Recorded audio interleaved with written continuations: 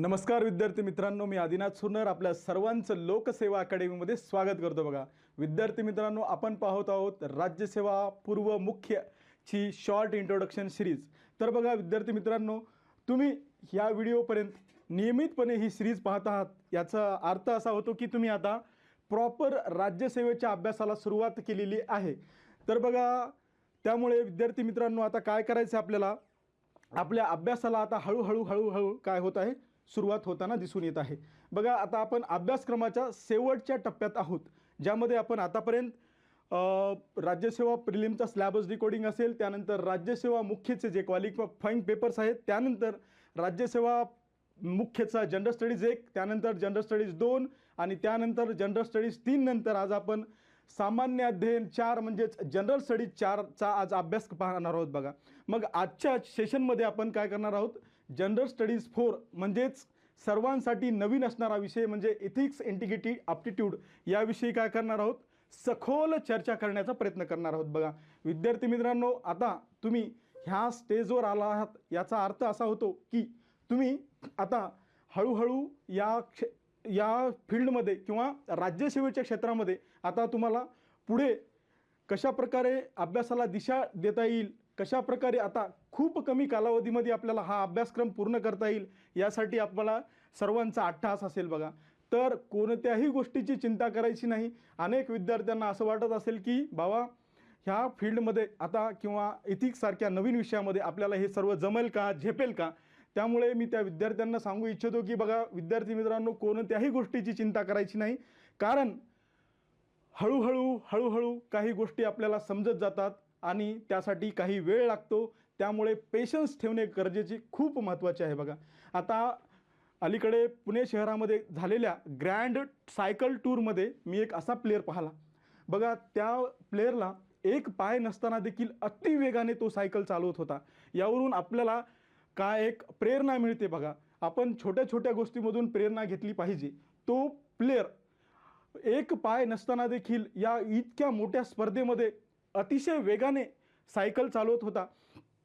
त्यावरून आपण एक गोष्ट समजून शकतो की आपल्याकडे तर सर्व काही आहे, आपल्याकडे सर्व संसाधने आहेत, सर्व सोयी आहेत, त्यामुळे या सर्व सोयीचा आपण फायदा घेऊया आणि लवकरात लवकर राज्यसेवा परीक्षेमध्ये यश आपलं सुरक्षित करूया। बघा त्यामुळे आता कोणत्याही बाबीचा विचार न करता आणि जास्त वेळ न घालवता आपण आजच्या सेशनला सुरुवात करू। बघा आजचं हे सेशन आपलं बेसिक टू ॲडव्हान्सचं चॅप्टर 7 असेल। बघा या चॅप्टरमध्ये आज आपण काय करणार आहोत, राज्यसेवा मुख्य परीक्षेचा स्लॅबस डिकोड करणार आहोत, ज्यामध्ये आपण जनरल स्टडीज 4 म्हणजेच सामान्य अध्ययन 4 याचा अभ्यास करणार आहोत। मग सामान्य अध्ययन 4 मध्ये नेमकं काय आहे ते पाहू। बघा सामान्य अध्ययन 4 हा बघा आतापर्यंत राज्यसेवेची तयारी करणाऱ्या विद्यार्थ्यासाठी GS 1, 2, 3 असेल या विषयाबाबत कुठंतरी काय होतं माहिती होती, परंतु आता 4 हा सब्जेक्ट आपल्या सर्वांसाठी नवीन आहे। त्यामुळे आता बऱ्याच विद्यार्थ्याच्या मनामध्ये क्युरियोसिटी असेल की बाबा नेमकं हा विषय काय आहे, मग हा विषय आपल्याला जमेल का, तर या सर्वावर आपण वन स्टॉप सोल्युशन घेऊन आलो आहोत।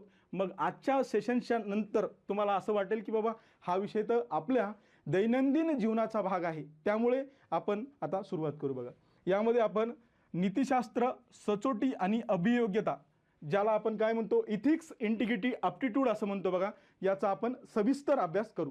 मग आता या पेपरचा विचार केला तर आपल्याला हा एकूणात 7व्या क्रमांकाचा पेपर असेल। म्हणजे पेपर आता आपली परीक्षा योजनेनुसार हा 7व्या क्रमांकाचा पेपर असेल आणि सामान्य अध्ययनाचा विचार केला तर 4थ्या क्रमांकाचा पेपर असेल। तर या पेपरसाठी 250 गुण आयोगाने आपल्याला अलॉट केलेले आहेत।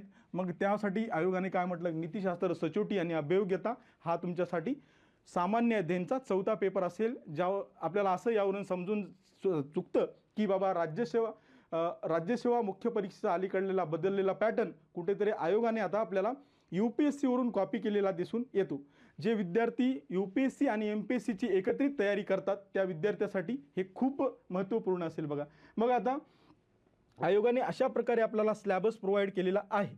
मग ह्या स्लॅबसवरून आपल्याला म्हणाव्या तितक्या गोष्टी, म्हणाव्या तितक्या संकल्पना क्रिस्टल क्लिअर होत नाहीत, त्यामुळे आपण या सेशन्सच्या माध्यमातून आपण स्लॅबस डिकोड करण्याचा प्रयत्न केलेला आहे। बघा चला तर आपण पुढे पाहू। आता या पेपर्सचे काय वैशिष्ट्य आहेत त्यामध्ये आपण थोडक्यात चर्चा करू. आता एथिक्स इंटिग्रिटी ॲप्टिट्यूड हा पेपर 2 भागामध्ये असेल. भाग 1 थेरी असेल तर भाग 2 हा केस स्टडीजचा असेल. मग भाग 1 साठी अगदी एसेप्रमाणे 125 गुणासाठी असेल तर भाग 2 हा देखील 125 गुणासाठी असेल. मग भाग 1 बरोबर आपण पाहू शकतो की थेरॉटिकल क्वेश्चन विचारले जातील तर भाग 2 मध्ये केस स्टडीजवर प्रश्न विचारले जातील. मग त्याचं स्वरूप काय आहे, मग भाग 1 मध्ये कोणकोणते टॉपिक्स आहेत, त्यामध्ये आपल्याला नेमकं करायचं आहे काय, त्याचबरोबर भाग 2 मध्ये केस स्टडीज म्हणजे नेमकं काय, मग केस स्टडीज कशा प्रकारचे असतील आणि त्याला कशा प्रकारे आपल्याला सोडवायला पाहिजे याविषयी आज आपण चर्चा करू बघा. आणि या पेपर्सचं नेमकं प्रश्नपत्रिकेचं स्वरूप कशा प्रकारचं असेल ते आज आपण या सेशनच्या शेवटच्या टप्प्यामध्ये पाहू. चला तर भाग 1 मध्ये या पेपर्समध्ये आपल्याला नीतिशास्त्र आणि मानवी परस्पराभिमुखता हा एक टॉपिक आहे. त्यानंतर अभिवृत्ती हा टॉपिक आहे.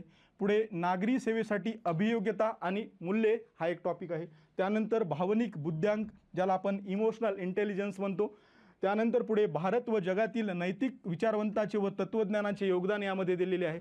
त्यानंतर लोकप्रशासनातील सार्वजनिक नागरी सेवा मूल्य आणि पुढे प्रशासनातील सभ्यता आणि सचोटी म्हणजेच ॲडमिनिस्ट्रेशनमधली प्रोबिटी आणि इंटिग्रिटी याविषयी या टॉपिक्समध्ये म्हणले आहे.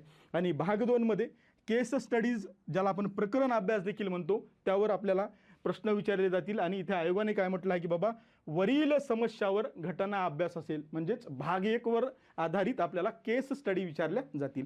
त्यानंतर पुढे बघा आता आयोगाने यामध्ये आपल्याला एक सूचना दिली आहे. मग नेमकं या अभ्यासक्रमातलं किंवा या विषयाचं स्वरूप काय असेल ते थोडक्यात सांगितलं आहे बघा की या अंतर्गत समावेश असलेले प्रमुख विषय, या अंतर्गत समाविष्ट असलेले प्रमुख विषय म्हणजे नीतिशास्त्र, सचोटी आणि अभियोग्यता. या पेपरमध्ये उमेदवारांची सचोटी म्हणजेच सार्वजनिक जीवनातील समंजसपणा, समाजाशी व्यवहार करताना त्याला सामोरे जावे लागणाऱ्या विविध समस्या, त्यानंतर संघर्षाबाबतच्या समस्या सोडवण्याच्या दृष्टिकोनाशी संबंधित समस्या याबाबत उमेदवाराची वृत्ती, दृष्टिकोन तपासण्याचा प्रयत्न या प्रश्नांच्या माध्यमातून केला जाईल. त्याचबरोबर यावरील प्रश्नामध्ये पैलू निश्चित करण्यासाठी घटना अभ्यास ज्याला आपण केस स्टडी म्हणतो याचा देखील वापर केला जाईल असं आयोगाने म्हटलेलं आहे. मग आता पुढे आता आपण टॉपिक्स वाईज मग प्रत्येक टॉपिक्समध्ये नेमकं काय टॉपिक्स, प्रत्येक टॉपिक कोणता आहे, मग त्या टॉपिक्समध्ये सब टॉपिक्स कोणते आहेत आणि त्यामध्ये आपल्याला नेमकं काय करायचं याविषयी अभ्यास करू बघा. नीतिशास्त्र आणि मानवी परस्पराभिमुखता हा आपला इथिक्सच्या विषयाचा पहिलं प्रकरण असेल. मग या प्रकरणामध्ये नेमकं आयोगाने आपल्याला काय म्हटलं आहे की बाबा मानवतेच्या नीतिमत्तेचे सार, निर्धारक, नैतिकतेचे परिणाम, खाजगी आणि सार्वजनिक संबंधातील नीतिशास्त्र, त्यानंतर मानवी मूल्य, महान नेते, सुधारक व प्रशासक यांचे जीवन आणि शिकवण यापासून धडे, मूल्य रुजवण्यासाठी कुटुंब, समाज व शैक्षणिक संस्था यांच्या भूमिका असं आयोगाने आपल्याला सिलॅबसमध्ये दिलेलं आहे. मग या टॉपिक्समध्ये आपल्याला नेमकं करायचं काय ते पाहू बघा. आपल्याला सर्वप्रथम नीतिशास्त्र म्हणजे काय हे माहीत असणे गरजेचे आहे. म्हणजेच नीतिशास्त्राची ओळख आपल्याला अभ्यासायची आहे. त्यानंतर आपल्याला आता नीतिशास्त्र म्हणजे आपण अभ्यासलं की बाबा योग्य अयोग्य किंवा चूक किंवा बरोबर या संबंधित ज्या बाबी विशिष्ट शास्त्रामध्ये उलगडल्या जातात त्याला आपण नीतिशास्त्र अशी ढोबळमानाने व्याख्या करू शकतो. त्यानंतर पुढे आपण नैतिकतेशी संबंधित काही मूलभूत संकल्पना आपल्याला यामध्ये अभ्यासायच्या आहेत. त्यानंतर नीतिशास्त्राची आपल्याला व्याप्ती अभ्यासायची आहे. त्याचबरोबर नीतिशास्त्राचे स्रोत, त्यानंतर भारतातील नीतिशास्त्र म्हणजे काय, त्याचबरोबर नीतिमूल्य म्हणजे काय आणि नीतिमूल्य का आवश्यक आहे.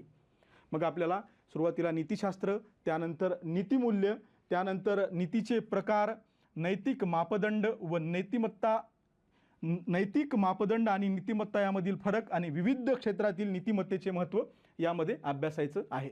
मग सुरुवातीला आपण नीतिशास्त्र, त्यानंतर नैतिक मूल्य आणि तत्संबंधी म्हणजे त्याच संबंधी काही महत्त्वपूर्ण बाबी आपल्याला यामध्ये अभ्यासायच्या आहेत, जसं की नीतीचे प्रकार असतील किंवा इतर बाबी. त्यानंतर पुढचा भाग म्हणजे यामध्ये आपल्याला काय बघा नीतिशास्त्राचे सार आणि नीतिमूल्याचे निर्धारक घटक आपल्याला अभ्यासायचे आहेत.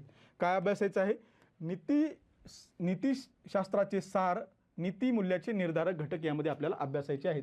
मग यामध्ये नेमकं काय म्हटलं की बाबा मानवी कृतीमधील नैतिकतेचे परिणाम, मानवी कृतीमधील नैतिकतेचे परिणाम, त्यामध्ये सकारात्मक परिणाम कोणते आहेत, त्यानंतर नैतिकतेचा अभाव असेल तर नैतिकतेच्या अभावाचे परिणाम कोणते आहेत, मग नीतिशास्त्राचे प्रकार कोणते आहेत, वर्णनात्मक नीतिशास्त्र म्हणजे काय, त्याचबरोबर मेटा नीतिशास्त्र म्हणजे काय, मानक नीतिशास्त्र म्हणजे काय, वैद्यकीय, आरोग्य सेवेतील, जैव, मीडिया, पर्यावरण नीतिशास्त्र, अशा विविध नीतिशास्त्राच्या शाखांचा आपल्याला यामध्ये अभ्यास करायचा आहे. मग त्या नेमकं काय आहे, मग त्या संबंधी बाबी कोणत्या आहेत, या विविध अंगांनी आपल्याला यामध्ये अभ्यासायचं आहे.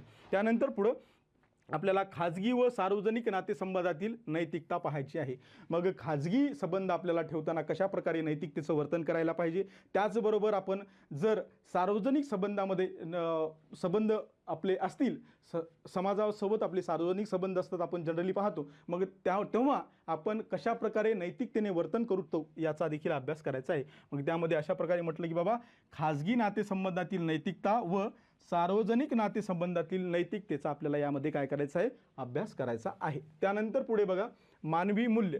आता मग सुरुवातीला आपल्याला नेमकं मूल्य म्हणजे काय, त्याचा अर्थ, त्यानंतर त्याचं स्वरूप आणि त्याचं महत्त्व, अर्थ, स्वरूप आणि महत्त्व, मूल्यांचे वैशिष्ट्ये, मग मूल्यांचे मुख्य घटक काय आहेत, मग मूल्यांचे प्रकार कोणते आहेत, मग ज्यामध्ये आपण पाहू शकतो मानवी मूल्य असेल, नैतिक मूल्य असतील, त्याचबरोबर भारतीय राज्यघटनेतील काही मूलभूत मूल्य असतील, त्याचा आपल्याला अभ्यास करायचा आहे. त्यानंतर मूल्य रुजवणूक प्रक्रिया आपण पाहू शकतो की आपण समाज असेल, कुटुंब असेल किंवा आपल्या शाळा असेल किंवा आजूबाजूच्या पर्यावरणातून विविध मूल्ये काय करत असतो, आत्मसात करत असतो. मग कुटुंब असेल, समाज असेल आणि शैक्षणिक संस्थाची नेमकी मूल्यांच्या रुजवणुकीमध्ये काय भूमिका आहे याचा अभ्यास करायचा आहे. त्यानंतर मूल्य संस्काराचं महत्त्व आपल्याला अभ्यासायचं आहे. त्यानंतर मूल्य संस्काराची प्रक्रिया नेमकी काय आहे, सुरुवातीला आपण मूल्य संस्काराचं महत्त्व, त्यानंतर त्याची प्रक्रिया आणि मूल्य संस्कार घडवण्यामध्ये आपल्या कुटुंबाची काय भूमिका आहे, त्याचबरोबर शैक्षणिक संस्थाची काय भूमिका आहे आणि समाजाची काय भूमिका आहे, अशा विविध अंगाने आपल्याला कशाचा, मानवी मूल्यांचा अभ्यास करायचा आहे. त्यानंतर आपण पाहू शकतो की बाबा महान नेते असतील, समाजसुधारक असतील आणि प्रशासक यांच्या जीवनातून आणि विचारातून घेतलेले धडे आपल्याला अभ्यासायचे आहेत. बघा महान नेते, समाजसुधारक, प्रशासक यांच्या जीवनातून आणि विचारातून घेतलेले आपल्याला विविध धडे आपण काय करतो बाबा, आपल्या वरिष्ठाकडून असेल, आपल्या समाजातील अवतीभोवती किंवा आपल्या देशातील असेल किंवा राष्ट्रीय आंतरराष्ट्रीय पातळीवर जे महान नेते आहेत, समाजसुधारक आहेत, नेते आहेत, त्यांना कुठेतरी आपण फॉलो करण्याचा प्रयत्न करतो, त्यांच्या काही बाबी आपल्या आचरणात आणण्याचा प्रयत्न करतो. मग त्यांच्यामुळे आपल्यामध्ये कशा प्रकारे मूल्याची रुजवणूक झाली आणि अशा प्रकारे आपण विविध अंगांनी याचा अभ्यास करू शकतो. त्यानंतर बघा आता आपण बघितलं पहिला टॉपिक पाहिला. मग या पहिल्या टॉपिक्सवर आतापर्यंत UPSCने कशा प्रकारे प्रश्न विचारलेले आहेत, मग त्याच बेसवर मग UPSCने प्रश्न विचारलेल्या बेसवर आता अलीकडे राज्यसेवा देखील त्याच बेसवर प्रश्न विचारण्याची दाट शक्यता आहे. त्यामुळे आपण यावर कशा प्रकारचे प्रश्न येतील ते पाहू. बघा सुरुवातीला काय म्हटलं आहे बाबा, मूल्य आणि नैतिकता म्हणजे काय, मूल्य आणि नैतिकता म्हणजे काय, व्यावसायिकदृष्ट्या सक्षम असताना नैतिक असणे का आवश्यक आहे. मग आता बघा मी वारंवार सांगत असतो की सिलेबस डिकोडिंग सेशनमध्ये विद्यार्थी मित्रांनो, आपल्याला अभ्यास करताना सर्वप्रथम आपल्याला अभ्यासक्रमातील प्रत्येक ईच अँड एव्हरी टॉपिक्स असेल, त्यानंतर त्या टॉपिक्समधील प्रत्येक ईच अँड एव्हरी वर्ड्सचं आपल्याला ज्ञान असणे गरजेचे आहे. त्यामुळे आपल्याला कोणतेही बाब अभ्यासताना त्यामधील मूलभूत संकल्पना अभ्यासणे गरजेचे आहे. तर मला जर विचाराल तुम्ही तर मी पुन्हा पुन्हा त्याच गोष्टी सांगेल की बाबा मित्रांनो, सर्वात महत्त्वाचं बाब कोणती असेल तर अभ्यासाची, तर तुमचा बेस जितका स्ट्रॉंग असेल तितकं तुम्ही काय करेल, चांगल्या प्रकारे उत्तर देऊ शकाल. तुम्हाला भलेही इथिक्स किंवा नीतिशास्त्रातल्या भरपूर महत्त्वपूर्ण संकल्पना आहेत, परंतु साधी मूल्य आणि नैतिकता ही संकल्पना माहीत नसेल तर तुमच्या उत्तरामध्ये पाहिजे तेवढं आपल्याला क्वालिटी दिसून येणार नाही. मग त्यामुळे आपल्याला काय करायला माहीत असलं पाहिजे. मग हा प्रश्न आपण कशा प्रकारे सॉल्व्ह करू शकतो. आपण सुरुवातीला मूल्य म्हणजे काय, नैतिकता म्हणजे काय, त्यानंतर व्यावसायिकदृष्ट्या सक्षम असताना नैतिक असणे का गरजेचे आहे, या बाबतीत आपण सुरुवातीला प्रस्तावना, त्यानंतर मूल्य, त्यानंतर मग नैतिकता, हा आपला क्वेश्चनचा हा पार्ट झाला. त्यानंतर आपण व्यावसायिकदृष्ट्या सक्षम असताना नैतिक असणे का आवश्यक आहे हे याबद्दल आपलं ओपिनियन किंवा मत देऊ शकतो आणि त्याचबरोबर काही दैनंदिन जीवनातील उदाहरणे कोट करू शकतो. त्यानंतर पुढे नैतिकता मानवी जीवनात काय प्रोत्साहन देते, ती सार्वजनिक प्रशासनात अधिक महत्त्वाची का आहे. बघा नैतिकता, मग आपली नैतिकता ह्या संकल्पनेवर पकड मजबूत असणे गरजेचे आहे. त्यानंतर आपण मग मानवी जीवनात नैतिकतेचं काय महत्त्व आहे, नैतिकता मानवी जीवनात कशाप्रकारे प्रोत्साहन देते हे आपल्याला माहीत असायला पाहिजे. त्यानंतर ती सार्वजनिक जीवनात अधिक महत्त्वाची का आहे ह्या बाबी माहीत असायला पाहिजे, जेणेकरून आपण याचं उत्तर लिहू शकू. त्यानंतर सामाजिक मूल्ये आर्थिक मूल्यापेक्षा अधिक महत्त्वाचे आहेत, उदाहरणासह स्पष्ट करा. मग इथं काय बघा, आपण मूल्याचा अभ्यास करताना आपण विविध मूल्यांचे प्रकार पाहिले. मग मूल्यांच्या प्रकारामध्ये सामाजिक मूल्य आणि आर्थिक मूल्य ह्या बाबी आपल्याला माहीत असेल तर आपण प्रस्तावना त्यानंतर कंपॅरिझन फॉर्मॅटमध्ये हा उत्तर लिहू शकू. त्यानंतर आपण याला कन्क्लूड करू शकू. अशा प्रकारे आपण पाहिलं की पहिल्या टॉपिक्सवर अशा प्रकारचे प्रश्न येतील. त्यानंतरचा दुसरा टॉपिक ज्याला आपण अभिवृत्ती म्हणतो. मग अभिवृत्तीमध्ये नेमका अभ्यास आयोगाने आपल्याला काय म्हटलं की बाबा घटक, त्याचं संरचना, कार्य, त्याचा प्रभाव आणि विचार व वर्तन यांच्याशी संबंधित नैतिक आणि राजकीय अभिवृत्ती, सामाजिक परिणाम व पाठपुरावा इतकाच आपल्याला आयोगाने स्लॅबस प्रोव्हाइड केलेला आहे. मग आपल्याला यामध्ये नेमकं करायचे काय बघा. आता सुरुवातीला आपण अभिवृत्तीचा अभ्यास करण्यापूर्वी आपल्याला वृत्ती म्हणजे काय हे माहीत असायला पाहिजे. त्यानंतर वृत्तीची निर्मिती कशी होते, त्यानंतर वृत्तीचे वैशिष्ट्ये, वृत्तीचे प्रकार, विचार आणि वृत्ती यामधील फरक, त्यानंतर वृत्तीचा आशय, वृत्तीची रचना, कार्यप्रणाली, प्रभावशीलता आणि विचार व वर्तनाशी संबंध हे आपल्याला अभ्यासायला पाहिजे. त्यानंतर पुढे वृत्ती व वर्तन संबंधाचे महत्त्वाचे कोणते घटक आहेत, मग वृत्ती आणि वर्तनाचा कशा प्रकारे संबंध आहे, मग त्यातील काही महत्त्वपूर्ण घटक असतील ते कोणते घटक आहेत. त्यानंतर वर्तन वृत्तीवर कसा परिणाम करतो, वर्तनाचा वृत्तीवर कशा प्रकारे परिणाम होतो, वृत्ती व वर्तन यांच्यामधील सुसंगता वाढण्यासाठीचे उपाय, त्यानंतर नैतिक दृष्टिकोन कशा प्रकारचा असेल, त्याचबरोबर राजकीय वृत्ती दृष्टिकोन कशा प्रकारचा असेल.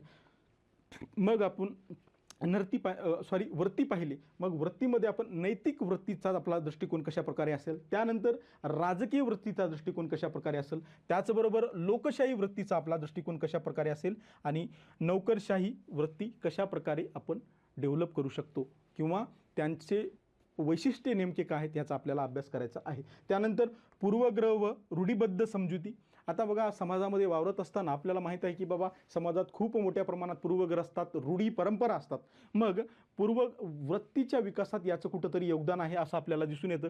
मग त्यासंबंधित नेमके पूर्वग्रह कोणते आहेत, मग रूढीबद्ध समजुती कोणत्या आहेत, त्यानंतर नैतिक पोलिसगिरी आपण म्हणतो, मोरल पोलिसिंग आपण म्हणतो बघा, मग नेमकं ती काय आहे. त्यानंतर सामाजिक प्रभाव व सामाजिक संकेत आणि त्याची भूमिका याचा आपल्याला अभ्यास करायचा आहे. त्यानंतर अनुनय म्हणजेच ज्याला आपण मन परिवर्तन म्हणतो आणि मन परिवर्तनासाठी धोरणे, सकारात्मक दृष्टिकोन निर्माण करणे या सर्व बाबीचा आपल्याला यामध्ये अभ्यास करायचा आहे. त्यानंतर पुढे आपण पाहू यावर नेमके प्रश्न कशा प्रकारचे येतात ते पाहू बघा. आता यामध्ये काही महत्त्वपूर्ण प्रश्न आहेत जे आपण ते पाहू की मनुष्याच्या विकासासाठी वृत्ती हा एक महत्त्वपूर्ण घटक आहे. बघा, इथे आपल्याला सर्वप्रथम काय माहीत असायला पाहिजे, वृत्तीच माहीत असेल तर आपण ॲटलिस्ट उत्तराला सुरुवात करू शकतो. मग वृत्ती माहीत असेल तर मग वृत्तीचं मनुष्याच्या विकासामध्ये काय महत्त्वपूर्ण योगदान आहे इथं आपण समजू शकतो. त्यानंतर सार्वजनिक सेवकासाठी आवश्यक अशी योग्य वृत्ती कशी विकसित करता येईल. आता मोरऑरलेस आपण पाहू शकतो की बाबा या टॉपिक्समध्ये किंवा या विषयामध्ये ओपिनियन बेस्ड क्वेश्चन खूप मोठ्या प्रमाणात आहेत. त्यामध्ये आपल्याला फॅक्ट्स माहीत असतील, कन्सेप्ट माहीत असेल तर त्यावर आपण आपलं सुसंगत ओपिनियन देऊ शकतो. मग यामध्ये आपण काय करायला पाहिजे की बाबा वृत्ती म्हणजे काय, त्यानंतर वृत्तीचं मानवी विकासामध्ये कसा महत्त्वपूर्ण घटक आहे आणि वृत्तीच ही सार्वजनिक सेवकासाठी कशा प्रकारे आवश्यक आहे, आवश्यक अशी योग्य वृत्ती कशा प्रकारे विकसित करता येईल या सर्व बाबीची माहिती असेल तर आपण या उत्तराला जस्टिस देऊ शकतो. त्यानंतर पुढे सकारात्मक वृत्ती ही एक नागरी सेवकासाठी अत्यावश्यक गुणधर्म मानली जाते. आता परत इथं वृत्तीवरच क्वेश्चन आला आहे बघा. मग आपण वृत्तीचे प्रकार बघितले की नेमकं वृत्ती कोणती आहे, मग त्याच्यामध्ये आपल्याला माहिती आहे की बाबा सकारात्मक वृत्ती देखील असते. मग सकारात्मक वृत्ती ही नागरी सेवकासाठी एक अत्यावश्यक काय मानली जाते, गुणधर्म मानली जाते, जो अनेकदा अत्यंत तणावाखाली काम करतो.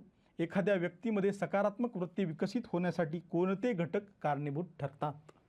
आपल्याला सुरुवातीला वृत्ती, त्यानंतर वृत्तीचं सकारात्मक वृत्ती म्हणजे नेमकं काय, मग नागरी सेवकासाठी अत्यावश्यक गुणधर्म काय आहे की त्याची सकारात्मक वृत्ती. मग त्यानंतर आपण पाहतो की अनेकदा आता सिव्हिल सर्वंट्स असतील ते काय करतात, कामाच्या ताणामुळे किंवा इतर प्रेशरमुळे काय करतात, तणावाखाली काम करतात. मग त्यांच्याकडून काही पॉझिटिव्ह निगेटिव्ह गोष्टी घडतात, मग त्यामध्ये इथं काय म्हटलं की बाबा त्यांची सकारात्मक वृत्ती विकसित व्हावी, त्यांच्याकडून चांगल्या बाबी घडाव्यात, यासाठी कोणते घटक कारणीभूत आहेत असं म्हटलेलं आहे. मग या सर्व बाबीचा जर आपल्याला माहिती असेल तर आपण या क्वेश्चनला व्यवस्थितपणे डील करू शकलो असतो. त्यानंतरचा पुढचा टॉपिक नागरी सेवेसाठी अभियोग्यता व मूल्य. त्यामध्ये नेमकं काय म्हटले बघा, सचोटी, निपक्षपातीपणा, पक्षीय निरपेक्षता, वस्तुनिष्ठता, सार्वजनिक सेवेसाठी समर्पण, सहानुभूती, सहिष्णुता आणि दुर्बल घटकाप्रती समानता, असं यामध्ये काय म्हटले, समानता म्हटले. मग बघा आता आपल्याला आयोगाने एवढा आपल्याला स्लॅबस दिलेला आहे. मग यावरून आपल्याला नेमकं काय करायचं आहे, सुरुवातीला आपल्याला या टॉपिक्समध्ये जसं आपण मागच्या टॉपिक्समध्ये वृत्ती बघितलं, तर यामध्ये आपल्याला अभिवृत्ती बघितलं, आता याला अभियोग्यता बघायचं आहे. मग सुरुवातीला आपल्याला या टॉपिक्सचा अभ्यास करताना आपल्याला अभियोग्यता म्हणजे नेमकं काय हे माहीत असायला पाहिजे. त्यानंतर अभियोग्यतेचे वैशिष्ट्ये कोणते आहेत, त्याचबरोबर नागरी सेवेमध्ये अभियोग्यता आणि नागरी सेवेसाठी मूलभूत मूल्य कोणते आहेत.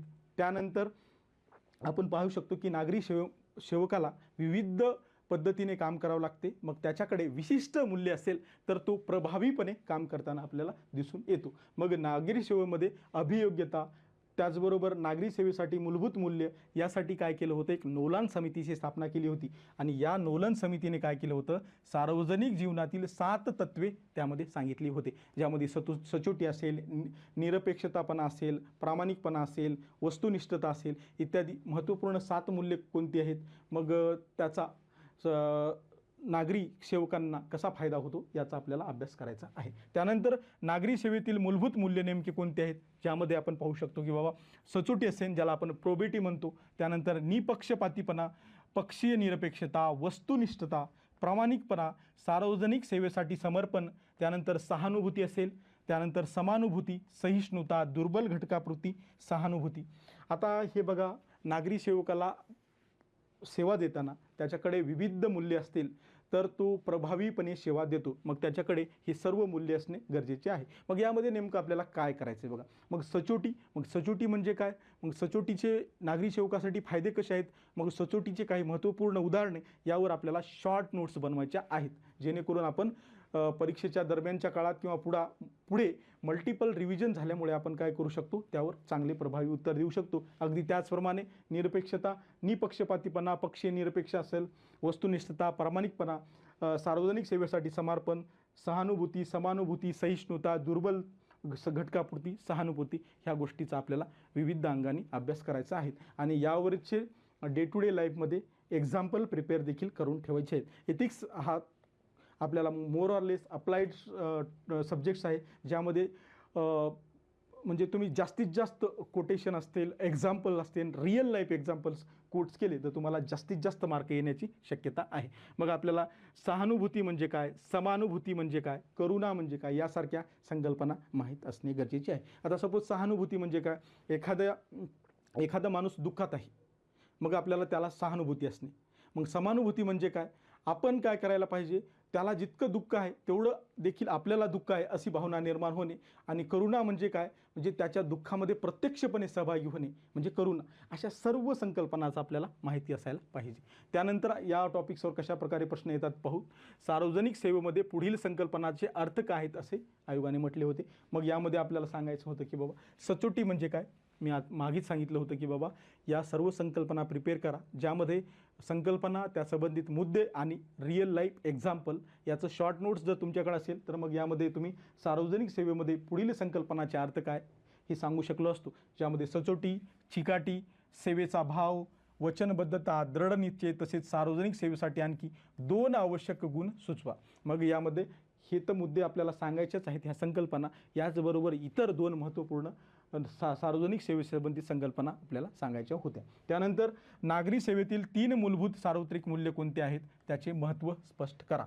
मग आपण आता पाहिलं की बाबा नागरी सेवकाला नागरी सेवा देताना किंवा त्याच्या कार्यकाळात किंवा प्रशासनामध्ये त्याला विविध मूल्य आत्मसात करणे गरजेचे आहे. मग ते नेमके मूल्य कोणते आहेत नागरी सेवकांचे, आणि त्याचे काय म्हटलं की नागरी सेवेतील 3 मूलभूत सार्वत्रिक मूल्य कोणते, मग ते नेमके मूल्य कोणते आणि त्याचं महत्त्व काय हे आपल्याला उदाहरणाद्वारे या प्रश्नामध्ये स्पष्ट करायचं होतं.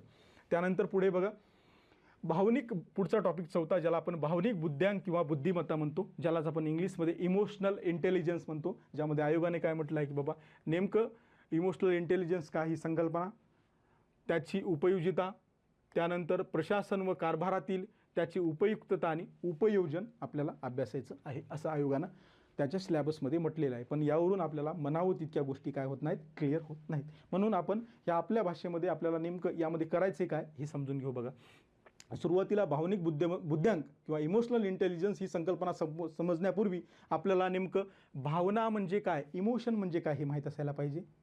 त्यानंतर भावनिक बुद्धिमत्ता म्हणजे काय, त्यानंतरचा भाग आहे भावना, त्यानंतर भावनिक बुद्ध्यांक, त्यानंतर भावनिक बुद्धिमत्तेचे घटक कोणते आहेत, भावनिक बुद्धिमत्तेचे महत्त्व, त्यानंतर वैयक्तिक जीवनातील भावनिक बुद्धिमत्तेचे महत्त्व. आपण सुरुवातीला काय पाहिलं, भावना म्हणजे काय माहीत असायला पाहिजे, त्यानंतर भावनिक बुद्धिमत्ता म्हणजे काय माहीत असायला पाहिजे, त्यानंतर त्याचे घटक असतील, त्याचं महत्त्व असतील, त्यानंतर वैयक्तिक जीवनात भावनिक बुद्धिमत्तेचं काय महत्त्व आहे, त्याचबरोबर नागरी सेवामधील भावनिक बुद्धिमत्तेचं महत्त्व काय आहे, प्रशासनात भावनिक बुद्धिमत्ता विकसित करण्यात काय अडचणी येतात त्या देखील आपल्याला अभ्यासायच्या आहेत. त्यानंतर सार्वजनिक सेवामधील भावनिक बुद्धिमत्तेची भूमिका आणि प्रशासनात भावनिक बुद्धिमत्ता कशी विकसित करावी. आता बघा, आपल्या भावनांचे आपण कशा प्रकारे व्यवस्थापन करतो या सर्वांचा अभ्यास आपण कशामध्ये केलेला आहे, भावनिक बुद्ध्यांक किंवा इमोशनल इंटेलिजन्समध्ये करतो. मग जर आता दोन संकल्पना आहेत बघा, IQ आणि EQ.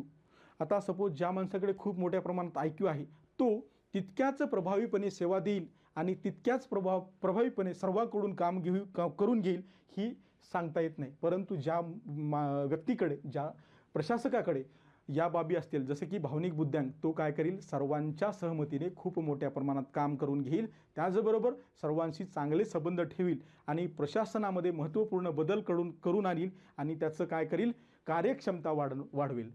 त्यामुळे आपल्याला काय करायचे, भावनिक बुद्ध्यांक वाढवायचा आहे. मग त्याच संबंधित या सर्व बाबी आहेत, ज्यामध्ये भावना, भावनिक बुद्धिमत्ता, त्यानंतर त्याचं महत्त्व, त्याचे वैशिष्ट्ये, त्यानंतर त्याचे घटक, त्यानंतर नागरी सेवेमध्ये त्याचं महत्त्व काय आहे, मग ती विकसित करताना काय अडचणी येतात, त्याचबरोबर सार्वजनिक सेवामधील बुद्धिमत्ताची भूमिका आहे आणि प्रशासनात भावनिक बुद्धिमत्ता कशी विकसित करायला पाहिजे, या सर्व बाबीचा आपल्याला यामध्ये अभ्यास करायचा आहे. मग यावर नेमके कशा प्रकारचे प्रश्न येतात ते पाहू. बघा, आता भावनिक बुद्धिमत्ता म्हणजे नेमकं काय विचारले. बघा, बेसिक कन्सेप्टवरच क्वेश्चन येताना आपल्याला वारंवार दिसून येतात. लोकांमध्ये कशी विकसित करता येईल, ती व्यक्तीला नैतिक निर्णय घेण्यास कशी मदत करते. आता आपल्याला ह्या प्रश्नाची 3 टप्प्यामध्ये विभागणी करायला पाहिजे आणि प्रत्येक टप्प्याला आपल्याला काय करायला पाहिजे, जस्टिस द्यायला पाहिजे, तरच आपल्याला यामध्ये चांगले मार्क्स आले असते. मग सुरुवातीला आपण भावनिक बुद्धिमत्ता ही एक्सप्लेन करायला पाहिजे, त्यानंतर लोकांमध्ये ती कशी विकसित करता येईल हा आपल्या प्रश्नांचा दुसरा भाग असेल, त्यानंतर ती व्यक्तीला नैतिक निर्णय घेण्यात कशी मदत करते, यामध्ये आपण रिअल लाईक एक्झाम्पल, कोट किंवा इतर महत्त्वपूर्ण उदाहरणे देऊन या उत्तराला आपण एक परिपूर्ण उत्तर लिहू शकतो. त्यानंतर पुढचा टॉपिक आपण भावनिक बुद्धिमत्ता भावनिक बुद्धिमत्ता प्रशासकीय व्यवहारात कशी वापराल. काय म्हटलं की बाबा तुम्ही भावनिक बुद्धिमत्ता प्रशासकीय व्यवहारात कशी वापराल म्हटलंय बाबा.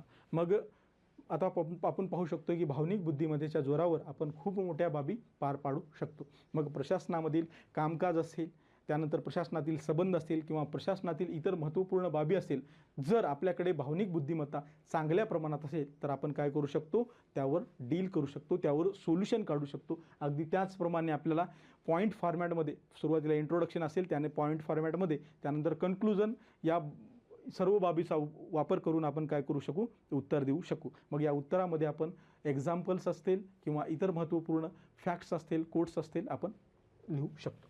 त्यानंतर पुढचा टॉपिक बघा, भारत आणि जगातील नैतिक विचारवंताचे आणि तत्त्वज्ञानाचे योगदान म्हणते. काय म्हणते की भारत आणि जगातील नैतिक विचारवंत आणि वंताची आणि तत्त्वज्ञानाचे योगदान आपल्याला यामध्ये अभ्यासायचं आहे. मग काय म्हटलं की बाबा अभ्यासक्रमामध्ये जागतिक विचारवंत व तत्त्वज्ञान.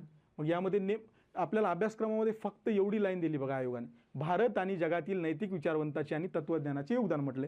मग ह्याच्यामध्ये नेमकं आपल्याला अभ्यास काय करायचा आहे. आता जागतिक विचारवंताचा आणि तत्त्वज्ञानाचा विचार केला तर जगातील काही महत्त्वपूर्ण विचारवंत असतील, त्यामध्ये सॉक्रेटिस असतील, प्लेटो असतील, Aristotle, Thomas Hobbes, John Lockes, Karl Marx, त्यानंतर Rousseau, Immanuel Kant, John Rawls, David Hume यासारख्या महत्त्वपूर्ण विचारवंताचा आपल्याला अभ्यास करायचा आहे. त्यांनी कोणकोणत्या महत्त्वपूर्ण थेरीज मांडलेल्या आहेत आणि यांचा अभ्यास करायचा आहे. याचा अर्थ असा नाही की आपल्याला त्यामध्ये रिसर्च करायचा आहे, तर आपल्या इथिक्सच्या अँगलने त्यांचं कॉन्ट्रीब्युशन काय आहे आणि त्यांच्या काही महत्त्वपूर्ण कोट्स असतील आणि त्यांचं इथिक्सशी संबंधित बाबीचं योगदान याचाच आपल्याला अभ्यास करायचा आहे, जेणेकरून आपल्याला त्याचा फायदा होईल.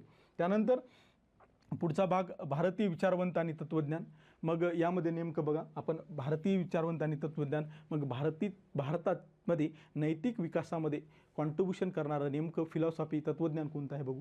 हिंदू धर्मातील तत्त्वज्ञान असेल, ज्यामध्ये आपण रामायण असेल, महाभारतातील असेल, ज्यामध्ये नैतिक विचार आपण आत्मसात करतो. रामायण असेल, महाभारत असेल यासारख्या महाकाव्यामधून काय केलं आहे, आपल्याला नैतिक संदेश देण्याची भूमिका बजावलेली आहे. त्यानंतर पुढे बौद्ध धर्मातील नैतिक विचारवंत, नैतिक तत्त्वज्ञान, महात्मा गौतम बुद्धांनी काय केलेलं बाबा, काही महत्त्वपूर्ण नैतिक संदेश जगाला दिलेले आहेत. मग ते नेमकी काय आहेत आणि आपण आपल्या दैनंदिन जीवनामध्ये त्याचा कसा प्रकारे वापर करू शकतो याचा देखील आपल्याला अभ्यास करायचा आहे. त्याचबरोबर जैन धर्मातील नैतिक तत्त्वज्ञान, वर्धमान महावीरांनी काही महत्त्वपूर्ण आपल्याला नैतिक संदेश दिले आहेत. मग ते नेमके कोणते आहेत. त्यानंतर शीख धर्मातील नैतिक विचार, त्यामध्ये गुरु नानक देवांनी काय काय विचार आपले मांडले आणि त्याचा आपला नैतिक दृष्टिकोन विकसित करण्यामध्ये कसा मदत होते याचा देखील अभ्यास करायचा आहे. त्यानंतर ख्रिश्चन धर्मातील नैतिक तत्त्वज्ञान, अशा प्रकारे आपल्याला हिंदू धर्म असेल, बौद्ध धर्म असेल, जैन धर्म असेल, शीख धर्म असेल आणि ख्रिश्चन धर्म असेल, या सर्व धर्मांमधील नैतिक तत्त्वज्ञानांचा थोडक्यात अभ्यास करायचा आहे. त्यानंतर भारतातील काही महत्त्वपूर्ण विचारवंत, ज्यामध्ये आपण चाणक्य, कौटिल्य, त्यानंतर चार्वाक असेल, आदि शंकराचार्य, संत महात्मा बसवेश्वर, तिरुवल्लूर, महात्मा गांधी, संत कबीरदास, रवींद्रनाथ टागोर, त्यानंतर डॉक्टर बाबासाहेब आंबेडकर असतील, त्यानंतर महात्मा फुले असतील, त्यानंतर संत तुकाराम महाराज असतील, संत ज्ञानेश्वर महाराज असतील, संत एकनाथ महाराज असतील, किंवा लोकमान्य टिळक, स्वामी विवेकानंद, विनोबा भावे, योगी अरविंद घोष यासारख्या महत्त्वपूर्ण विचारवंतांनी आपले काही नैतिक विचार मांडलेले आहेत. मग ते नैतिक विचार कोणते आहेत आणि ते आपल्यासाठी किंवा आपल्या अभ्यासक्रमामध्ये दिलेल्या महत्त्वपूर्ण बाबी संबंधित त्यांचं काय योगदान आहे, त्यानंतर नीतिशास्त्रामध्ये त्यांचं काय कॉन्ट्रीब्युशन आहे, या विविध अंगाने आपल्याला या सर्व बाबीचा विचार करायचा आहे. मग या टॉपिक्सवर आपल्याला जनरली कोटेशन टाईप प्रश्न येतात, ज्यामध्ये संबंधित विचारवंताचं आपल्याला कोट दिलेलं असतं आणि एक्सप्लेन करा असं आपल्याला प्रश्न विचारलेला असतो. जसं की आपण यावर विचारलेल्या प्रश्नामधून पाहू. आता यावरील प्रश्न म्हणजे गुरु नानक देव यांच्या प्रमुख शिकवणी कोणत्या होत्या. आपण आत्ताच पाहिलं की विचारवंत, त्यामध्ये भारतीय विचारवंत, आणि त्यामध्ये UPSC मुख्य परीक्षेमध्ये गुरु नानक देवावर प्रश्न आलेला होता. मग काय म्हटतं, गुरु नानक यांच्या प्रमुख शिकवणी कोणत्या होत्या, त्यांचे आधुनिक जगातील महत्त्व स्पष्ट करा. मग आपल्याला माहीत असायला पाहिजे गुरु नानक देवांच्या नेमक्या शिकवणी काय आहेत. बाबा त्यांनी काय सांगितलं की शांततेचा संदेश दिला, सामाजिक सलोखा, त्यानंतर त्यांनी कुठेतर रूढी परंपरा यांना काय केलं, अनिष्ट रूढी परंपरांचा विरोध केला. त्यानंतर लंगरसारख्या सुविधांच्या माध्यमातून त्यांनी काय केलं, भेदभावाचं निर्मूलन करण्याचा प्रयत्न केला. याचबरोबर त्यांनी काही महत्त्वपूर्ण आपल्याला शिकवणी दिल्या, त्या नेमक्या कोणत्या होत्या त्या आपल्याला लिहायच्या. त्यानंतर आधुनिक जगामध्ये त्यांचं आज देखील काय महत्त्व आहे हे स्पष्ट करायचं होतं. त्यानंतर बघा पुढचं स्टेटमेंट, जसं मी म्हटलं होतं की बाबा जर एखादा देश भ्रष्टाचारमुक्त आणि सुंदर विचाराचे राष्ट्र बनायचे असेल तर 3 समाज घटक महत्त्वाचे आहेत. एखादा देश भ्रष्टाचार आणि सुंदर विचाराचे राष्ट्र बनायचे असेल तर 3 समाज घटक महत्त्वाचे आहेत, ज्यामध्ये आपण पाहू शकतो वडील, आई आणि शिक्षक, असं कोणी म्हटलंय, डॉक्टर APJ अब्दुल कलाम यांनी म्हटलं होतं. मग आपल्याला हे वाक्य एक्सप्लेन करायचं आहे. मग देशामध्ये भ्रष्टाचार आणि आनंदी करण्यासाठी यांचं काय योगदान आहे, मग हे समाजाचे 3 महत्त्वपूर्ण घटक आहेत. मग आपल्याला इंट्रो, त्यानंतर वडिलांचं महत्त्व असेल, आईचं महत्त्व असेल आणि शिक्षकांचं महत्त्व, या 3 डायमेन्शननं हे उत्तर कव्हर करायचं आहे आणि पुढे एक कन्क्लूड ऑप्टिमिस्टिक उत्तर समारोप करायचा आहे. त्यानंतर पुढे आणखी एक स्टेटमेंट दिलं की बाबा दयाळूपणाची साधी कृती हजारो प्रार्थनेपेक्षा अधिक शक्तिशाली असतं. असं महात्मा गांधी यांनी काय म्हटलं की बाबा दयाळूपणाची एक साधी कृती हजारो प्रार्थनेपेक्षा अधिक शक्तिशाली असते. हे महात्मा गांधींचे विचार आहेत. मग त्याला आपल्याला एक्सप्लेन करायचं आहे. मग दयाळूपणा आपण पाहिलं की मानवी मूल्यामध्ये मागे पाहिलं होतं की बाबा दयाळूपणा म्हणजे नेमकं काय, आपण ज्याला करुणा देखील म्हणतो. मग त्यांचं आपण काय करतो, प्रार्थना जितक्या करतो पण ॲक्च्युअली दयाळूपणा दाखवतो का. मग या विविध बाबीचा विचार करून आपल्याला काय करायचं आहे, एक सटीक उत्तर देण्याचा प्रयत्न करायचा आहे. त्यानंतर पुढे सहावा टॉपिक, लोकप्रशासनातील सार्वजनिक नागरी सेवा मूल्ये आणि नैतिकता. यामध्ये काय करायचं आपल्याला, लोकप्रशासनातील सार्वजनिक नागरी सेवा मूल्य आणि नैतिकतेचा अभ्यास करायचा आहे. मग आयोगाने यामध्ये नेमकं आपल्याला सिलेबस काय प्रोव्हाइड केलेला आहे की बाबा लोकप्रशासनातील नागरिक सेवा मूल्य आणि नैतिकतेची स्थिती आणि समस्या, त्यानंतर सरकारी व खाजगी संस्थांमधील नैतिक चिंता, कोंडी, नैतिक मार्गदर्शनाचे स्रोत म्हणून कायदे, नियम, विनिमय व सद्सद्विवेक बुद्धी, उत्तरदायित्व, नैतिक शासन आणि शासनामध्ये नैतिकता आणि नैतिक मूल्याचे बळकटीकरण, त्याचबरोबर आंतरराष्ट्रीय संबंध आणि निधीकरणामधील नैतिक समस्या आणि निगम प्रशासन, अशा प्रकारे आयोगाने आपल्याला सिलेबस दिलेला आहे. परंतु यावरून म्हणावं तितकं कळत नाही, मग आपण त्याला आपल्या सोप्या भाषेत करण्याचा प्रयत्न करू. मग नेमकं आपल्याला करायचं काय आहे, तर सार्वजनिक नागरी सेवा म्हणजे नेमकं काय ह्याचा आपल्याला अभ्यासायचं आहे. त्यानंतर सार्वजनिक प्रशासनातील नीतिमूल्याची गरज काय आहे. बघा, सार्वजनिक प्रशासनातील नीतिमूल्याची गरज व महत्त्वाचा आपल्याला अभ्यास करायचा आहे. त्यानंतर भारतीय प्रशासनातील नैतिक समस्या नेमक्या कोणत्या आहेत याचा अभ्यास करायचा आहे. त्यानंतर लोकप्रशासनातील नैतिक समस्येची कारणे अभ्यासायची आहेत. त्यानंतर भारतीय प्रशासनात नैतिकता रुजवण्यासाठी आवश्यक उपाययोजना कोणत्या आहेत.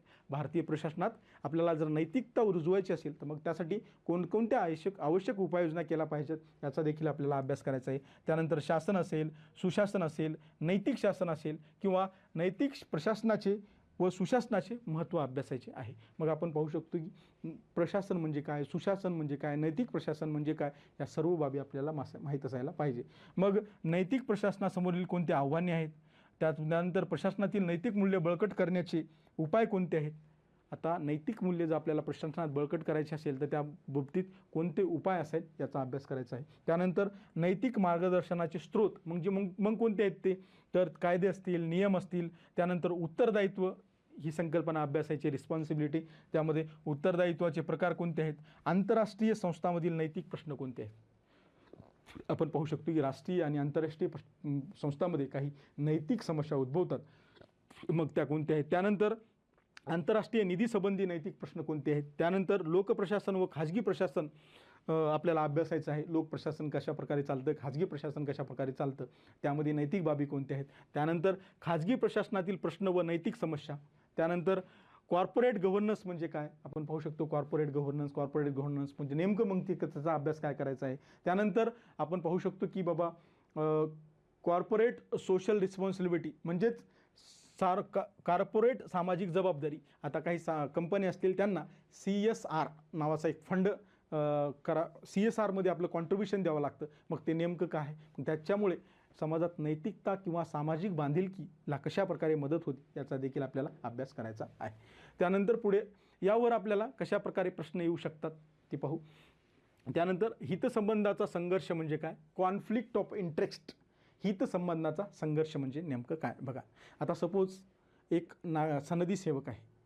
आता एक योजनेचं त्याला वाटप करायचं आहे. सपोज घरकुल योजना असेल, मग सनदी सेवकाच्या एखादी जवळचा व्यक्ती असेल आणि एक समाजातील व्यक्ती असेल किंवा एक आपण म्हणू शकतो आपला बाहेरचा व्यक्ती असेल. मग या दोघांपैकी कोणाला घरकुलाचं वितरण करायचं हा त्याचा त्याच्यासमोर उभारलेला कॉन्फ्लिक्ट ऑफ इंटरेस्ट आहे. म्हणजेच आपण डायलेमा, द्विधा म्हणू शकतो. अगदी त्याचप्रमाणे आपल्याला हितसंबंधाचा संघर्ष म्हणजे ही बेसिक संकल्पना. त्यानंतर अशा परिस्थितीत निर्णय घेण्याची पद्धत उदाहरणासह स्पष्ट करा असं म्हटलेलं आहे. मग सुरुवातीला आपल्याला हितसंबंधाचा संघर्ष ही माहीत असायला पाहिजे आणि त्यानंतर मी आता घरकुलाचं उदाहरण दिल्याप्रमाणे आपल्याला उदाहरणासह किंवा या बाबी स्पष्ट करायच्या, त्यामध्ये तुम्ही विविध उदाहरणासह आपलं मत मांडू शकता. त्यानंतर सार्वजनिक सेवेत उत्तरदायित्व म्हणजे काय, आताच मी बघितलं. रिस्पॉन्सिबिलिटी म्हणजे काय, उत्तरदायित्व म्हणजे काय. त्यानंतर वैयक्तिक व सामूहिक उत्तरदायित्व सुनिश्चित करण्याचे उपाय सुचवा. आता ह्या ठिकाणी बघा, आपली कन्सेप्ट जर उत्तरदायित्व ही माहीत असेल तर आपण पहिला पार्ट लिहू शकू. त्यानंतर वैयक्तिक आणि सामूहिक उत्तरदायित्व सुनिश्चित करण्याचे उपाय कोणते? मग वैयक्तिक उत्तरदायित्व कोणतं आहे, सामूहिक उत्तरदायित्व कोणतं आहे, त्यानंतर आपण ते सुनिश्चित करण्यासाठी उपाय सुचवू शकतो. अशा प्रकारे आपण याचं प्रश्नाचं उत्तर देऊ शकतो. त्यानंतर आपल्या थेरी पार्ट 1 मधला शेवटचा टॉपिक्स म्हणजे प्रशासनातील सभ्यता, ज्याला आपण सचोटी प्रोबिटी इन गव्हर्नन्स देखील म्हणतो. त्यानंतर बघा यामध्ये काय म्हटलं की बाबा लोकप्रशासनातील संकल्पना, त्यानंतर प्रशासन व सभ्यता यांचा तत्वज्ञानात्मक आधार, माहितीची देवाणघेवाण आणि सरकारमधील पारदर्शकता, माहितीचा अधिकार, नीतिसंहिता, आचारसंहिता, नागरिकांचे सनद, सिटीजन चार्टर, वर्क कल्चर, कार्यसंस्कृती, सेवा प्रदानाचा दर्जा, सार्वजनिक निधीचा विनियोग आणि भ्रष्टाचाराची आव्हाने, या सर्व बाबीचा आपल्याला कशामध्ये अभ्यास करायचा आहे, तर प्रशासनातील सभ्यता आणि सचोटीमध्ये अभ्यास करायचा आहे. मग नेमकं त्यामध्ये आपल्याला थोडं विस्तृतपणे बघू कशा प्रकारे अभ्यास करायचा असेल. मग प्रशासनातील सचोटी, प्रामाणिकपणा आणि सत्यनिष्ठा, प्रोबिटी इन गव्हर्नन्स. मग आपल्याला सचोटी म्हणजे काय माहीत असायला पाहिजे. आपण आता सचोटीचेच हे पर्यायी शब्द आहेत, सचोटी, प्रामाणिकपणा, सत्यनिष्ठा. मग सचोटी ही संकल्पना समजून घ्यायला पाहिजे. मग प्रशासनात त्याचं काय महत्त्व आहे, त्या संबंधित काही महत्त्वपूर्ण उदाहरणे आपल्याला अभ्यासायची आहेत. त्यानंतर प्रशासनातील सचोटी बळकट करण्यासाठी पारदर्शकता कशी महत्त्वपूर्ण आहे. त्यानंतर मग पारदर्शकतेचे पैलू कोणते आहेत. त्यानंतर माहितीचा अधिकार. बघा आता माहितीचा अधिकार प्रशासनामध्ये पारदर्शकता आणण्यासाठी खूप महत्त्वपूर्ण भूमिका बजावतो. मग माहितीच्या अधिकारामध्ये या संबंधित काय तरतुदी आहेत का. त्यानंतर माहितीचा अधिकार कायद्याच्या अंमलबजावणीत अडचणी आपल्याला येताना दिसून येतात. मग त्या नेमक्या कोणत्या आहेत, त्या कशामुळे येतात, या सर्व बाबीचा आपल्याला अभ्यास करायचा आहे. मग माहिती अधिकार सक्षम करण्यासाठी कोणत्या उपाययोजना आहेत का. सरकार माहिती अधिकार मध्ये जे माहिती उघड करतात, विसल ब्लोअर, त्यांच्यासाठी काय प्रोटेक्शन करतं का. त्यानंतर माहिती अधिकारात सक्षम करण्यासाठी काही तरतुदी केल्यात का, याचा देखील आपल्याला अभ्यास करायचा आहे. त्यानंतर नैतिकता, आचारसंहिता, नैतिक आचारसंहितेचे प्रमुख घटक. त्यानंतर नैतिक वर्तन सुनिश्चित करण्यासाठी दुसऱ्या प्रशासकीय आयोगाच्या शिफारसी. मग आपण पाहू शकतो की सेकंड ॲडमिनिस्ट्रेटिव्ह रिफॉर्म कमिशनमध्ये काय म्हटलं की बाबा की नैतिक वर्तन सुनिश्चित करण्यासाठी काही शिफारसी केल्यात. आपले इथिकल बिहेवियर इम्प्रूव्हमेंट करण्यासाठी सेकंड ARCमध्ये कोणत्या शिफारसी केल्यात त्याचा अभ्यास करायचा आहे. त्यानंतर नागरिकांची सनद, ज्याला आपण सिटीजन चार्टर म्हणतो, मग ती नेमकी काय आहे, मग त्यामध्ये नैतिक बाबीचा कोणत्या उल्लेख केलेला आहे आणि इतर काही महत्त्वपूर्ण बाबीचा अभ्यास करायचा आहे. मग त्यामध्येच आपल्याला नागरिक सनद प्रभावी करण्यासाठी कोणत्या सुधारणा करणे गरजेचे आहे. त्याचबरोबर आपण पाहू शकतो की पुढे कार्यसंस्कृती, ज्याला वर्क कल्चर असं म्हटलं जातं, मग ते नेमकं काय आहे. मग त्या संबंधित नैतिक मुद्दे, नैतिक समस्या, अडचणी, आव्हाने कोणते, त्याचा अभ्यास करायचा आहे आणि त्या संबंधित काही महत्त्वपूर्ण उदाहरणे काय करायची, तयार करायची आहेत. त्यानंतर त्यानंतर पुढे बघा भारतीय कार्यसंस्कृती कशा प्रकारे कार्य करते, पाश्चात्य कार्यसंस्कृती कशा प्रकारे कार्य करते. त्यानंतर कार्यसंस्कृतीतील समस्या, त्यावरील उपाययोजनाचा देखील आपल्याला काय करायचं आहे, यामध्ये अभ्यास करायचा आहे. त्यानंतर पुढे सेवा वितरणाची गुणवत्ता, पुढे सार्वजनिक निधीचा उपयोग. त्यानंतर पुढे महत्त्वपूर्ण बाब म्हणजे भ्रष्टाचार. आता आपण पाहू शकतो करप्शन ही खूप मोठी समस्या आहे. मग करप्शन हे इथिकल आहे का, तर बिलकुल नाही.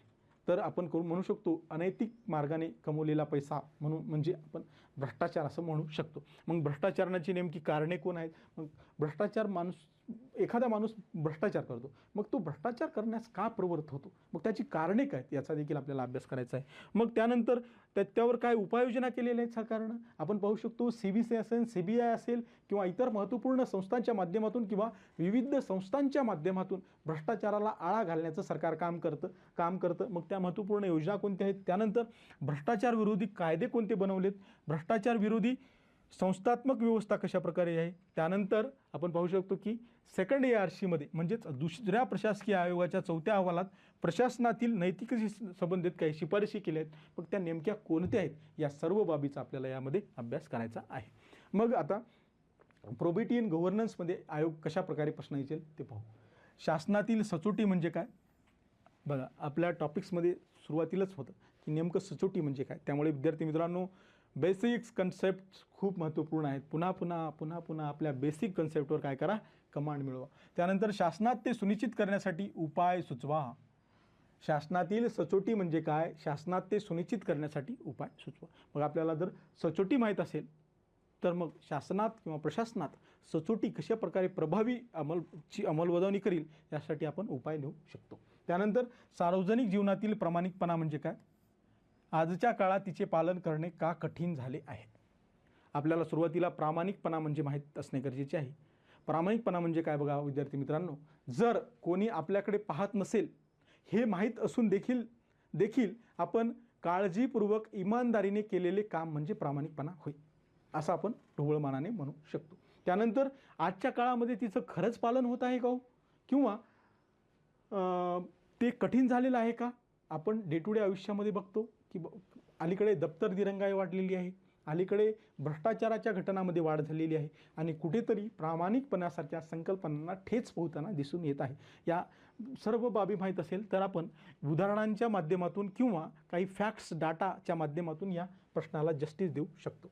त्यानंतर अशा प्रकारे आपण जनरल स्टडीज 4मधील इथिक्स इंटिग्रिटी ॲप्टिट्यूडमधील पार्ट 1 पाहण्याचा प्रयत्न केला, ज्यामध्ये थेरीच्या बाबी असतील. आता विद्यार्थी मित्रांनो, आता जे विद्यार्थी सर्वप्रथम हे लेक्चर बघत आहेत त्यांना हे सर्व काय आपल्या आवाक्याबाहेरचं वाटत असेल.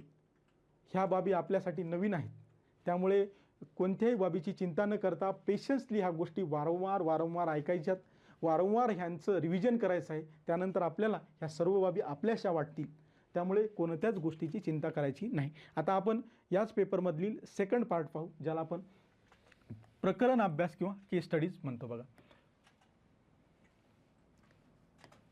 ज्यामध्ये आपल्याला काय करायचं आहे, नेमकं केस स्टडी म्हणजे काय, मग केस स्टडी कशा प्रकारची असते आणि ती कशा प्रकारे सोडवायला पाहिजे याचं थोडक्यात चर्चा करायची आहे बघा. मग आता काय म्हणले आयोगानं आपल्याला, याच्यासाठी डेफिनेशनमध्ये आपल्याला आयोगाने अभ्यासक्रमामध्ये काय म्हटलं की बाबा प्रकरण अभ्यास, केस स्टडी आणि वरील समस्यावरील घटना अभ्यास एवढंच अभ्यासक्रमामध्ये दिलेले आहे. मग यावरून आपल्याला नेमकं समजायला काय पाहिजे आणि काय नेमकं ह्याच्यात करायला पाहिजे याचा आपल्याला चर्चा करायची आहे. मग आपल्याला काय केलं त्यांना म्हटलं की बाबा आतापर्यंत आम्ही तुम्हाला जो पार्ट 1मध्ये सिलॅबस दिला होता, म्हणजे आयोगानं असं कुठं सेग्रिगेशन केलं नाही, पार्ट 1 पार्ट 2, हे आपण आपल्या समजण्यासाठी केलेलं आहे, जो की आपण प्रश्नपत्रिकेमध्ये पाहू शकतो. त्यामध्ये काय म्हटलं की वरील समस्यावरील घटनांचा आपल्याला अभ्यास करायचा आहे. मग आता वर आपण 7 टॉपिक पाहिले, मग त्यामधील काही महत्त्वपूर्ण घटना, डिबेट्स, इश्यू, इथिकल डायलेमाज असतील, त्यावर आपल्याला केस स्टडीज विचारल्या जातील. त्यामध्ये काय असेल, नैतिक द्वंद्व असेल म्हणजेच इथिकल डायलेमा, त्यानंतर शासकीय सेवेतील नैतिक द्वंद्वाची कारणे, त्यानंतर नैतिक द्वंद्व सोडण्यासाठी उपाययोजना, अशा विविध बाबीवर आपल्याला काय करण्यात येतील, केस स्टडीज विचारण्यात येतील. अशाच प्रकारे कशा प्रकारे आपल्याला नेमकं केस स्टडी कशी असते, त्याचं स्वरूप काय असतं आणि ती कशा प्रकारे सोडवायला पाहिजे याचं आपण एक उदाहरणाद्वारे पाहू बघा. आता इथे केस स्टडी दिलेली आहे बघा. यामध्ये काय म्हटलं आहे, आपण सुरुवातीला व्यवस्थित केस स्टडी वाचून घेऊ आणि ती कशी टॅकल करायला पाहिजे, त्यावर कशी उत्तरं लिहायला पाहिजे आणि त्याचा आपला अप्रोच कसा असायला पाहिजे याविषयी थोडक्यात चर्चा करू बघा. आता काय म्हटलं की इथं राज्यात दरवर्षी भूस्खलन, जंगलातील आग, ढगफुटी, अचानक पूर. राज्यात भूस्खलन, जंगलातील आग, ढगफुटी, अचानक पूर, भूकंप यासारख्या आपत्ती वारंवार होतात. यापैकी काही हंगामी आणि बहुतेक वेळा अनपेक्षित असतात. त्यानंतर आपत्तीचे प्रमाण नेहमी अपेक्षेपेक्षा काय असते, जास्त असते.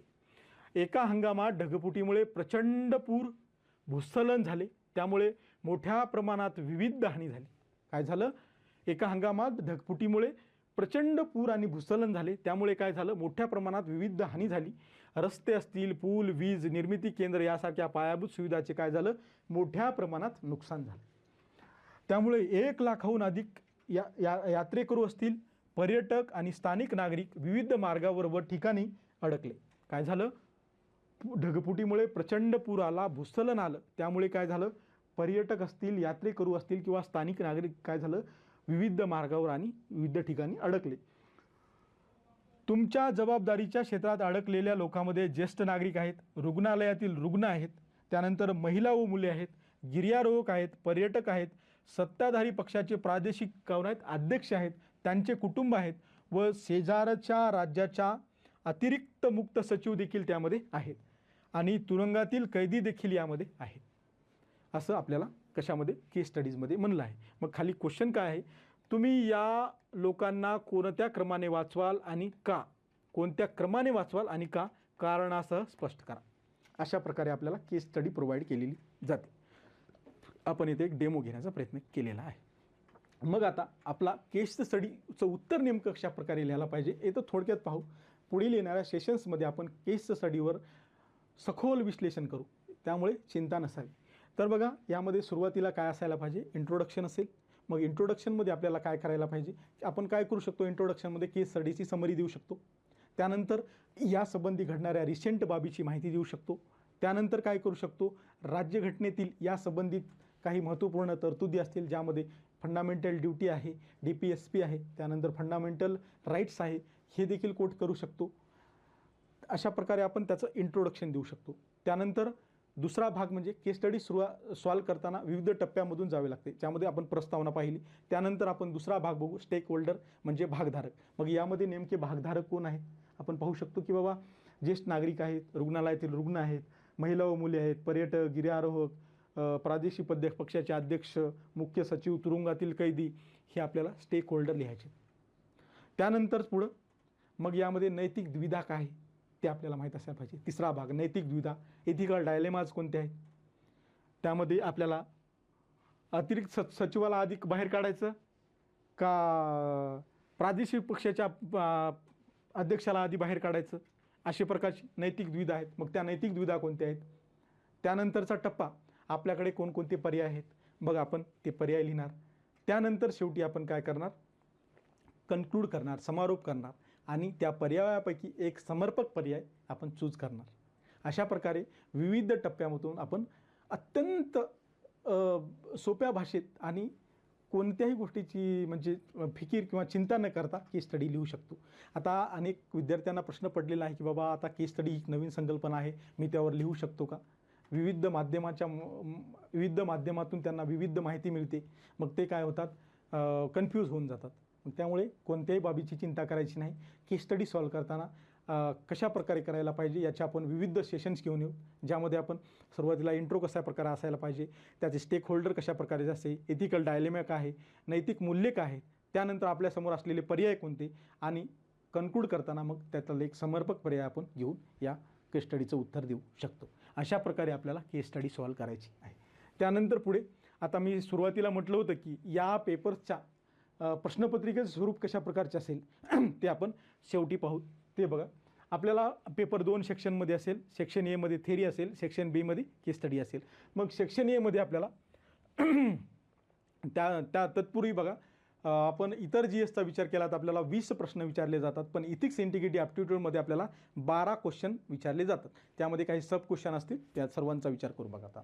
आता क्वेश्चन नंबर 1 मध्ये ए दिलेला आहे, त्यामध्ये सब क्वेश्चन ए, त्यामध्ये आपल्याला 5 संकल्पना विचारल्या जातील. क्वेश्चन नंबर 1 मधील घटक अ, ज्याला ए म्हणतो, त्यामध्ये 5 संकल्पना विचारल्या जातील आणि प्रत्येक संकल्पना ही आपल्याला 2 मार्काला असेल. म्हणजेच ह्या 5 संकल्पना आपल्याला 10 मार्काला असतील. मग त्या 5 संकल्पनाचं उत्तर आपल्याला 30 शब्दामध्ये द्यायचं आहे. त्यानंतर पुढे आपण प्रश्न क्रमांक 1 मधला ए बघितला. आता बी बघा, बी या प्रश्नाला 10 गुण असतील, सी याला 10 गुण असतील. मग त्यानंतर प्रश्न क्रमांक 2 मध्ये ए बी असेल, त्यांना 10 गुण असतील. त्यानंतर प्रश्न क्रमांक 3 मध्ये ए बी, त्यांना पण 10 गुण.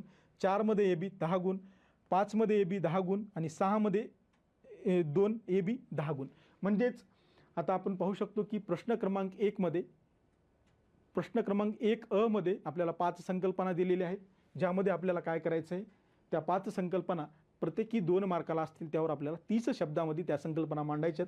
त्यानंतर प्रश्न क्रमांक 1 मधील बी सी, त्यानंतर 2 असेल, 3 4 5 आणि 6 मध्ये आपल्याला काय केले, 10 मार्काला प्रश्न विचारले आहेत. मग बीमध्ये एक प्रश्न विचारला असेल, सीमध्ये विचारला असेल, पुन्हा ए बी, प्रत्येकी ईच क्वेश्चन 10 मार्काला. मग इथिक्समधील 10 मार्कर क्वेश्चन आपल्याला 150 शब्दामध्ये लिहायचं आहे. तुम्हाला ह्या संकल्पना समजल्या असतील अशी अपेक्षा करतो. त्यानंतर पुढे सेक्शन बी आपण पाहतो, केस स्टडीज. यावर आपल्याला 6 क्वेश्चन विचारले जातील, म्हणजे 6 केस स्टडीज विचारल्या जातील. यामध्ये बघा प्रश्न क्रमांक 7 ते 12 अशा प्रकारची त्याची रचना असेल आणि एक केस स्टडीज आपल्याला 20 मार्कासाठी किंवा 20 गुणासाठी असेल. मग यांची उत्तर मर्यादा आपल्याला 150 शब्द आहे, म्हणजे 150 शब्दामध्ये आपल्याला याचं उत्तर लिहायचं आहे. अशा प्रकारे आपण इथिक्स इंटिग्रिटी ॲप्टिट्यूडमधील प्रश्नाचं स्वरूप, ज्यामध्ये आपण पाहिलं की आपल्याला काही 5 संकल्पना लिहायच्या सुरुवातीला, मग त्या एक संकल्पना 2 मार्काला आहे, मग त्याचं उत्तर आपल्याला 30 शब्दामध्ये लिहायचं आहे. त्यानंतर 10 मार्कर आपल्याला 150 शब्दात आणि 20 मार्कर हे 250 शब्दामध्ये लिहायचे आहेत. आणि ही 12 क्वेश्चन सर्व क्वेश्चन आपल्याला सोडवायचे आहेत. अशा प्रकारे आपण इथिक्स इंटिग्रिटी ॲप्टिट्यूडमध्ये नेमकं अभ्यासक्रमाचं स्वरूप काय आहे, मग त्या अभ्यासक्रमामध्ये कोणते टॉपिक्स आहेत, कोणते सब टॉपिक्स आहेत, त्यामध्ये नेमकं करायचं काय, या सर्व बाबीची चर्चा केलेली आहे. त्यानंतर शेवटी आपण एक केस स्टडीच्या माध्यमातून केस स्टडी सोडवून कशा प्रकारे टॅकल करायला पाहिजे हे देखील पाहिलं आणि शेवटी इथिक्सच्या पेपरच्या स्वरूपाबद्दल देखील चर्चा केलेली आहे. आय होप विद्यार्थी मित्रांनो या सर्व बाबी तुम्हाला समजल्या असतील. विद्यार्थी मित्रांनो, त्यामुळे परत हे सेशन पहा, ज्यामुळे तुमच्या बाबी पुन्हा क्लिअर होऊन जातील आणि आता खऱ्या अर्थाने अभ्यासाला सुरुवात करा. आता कोणीच विद्यार्थी तक्रार करणार नाही की सर मला आता अभ्यासक्रम समजला नाही, मला माहिती नाही, मी कन्फ्यूज आहे.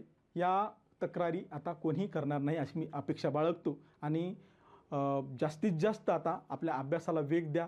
ईच अँड एव्हरी टॉपिक्स करण्याचा प्रयत्न करा, त्यावर शॉर्ट नोट्स बनवा आणि येणाऱ्या सेशन्सच्या माध्यमातून मी पुन्हा या सर्व बाबी, या संकल्पना आणखी सोप्या करून सांगण्याचा प्रयत्न करील.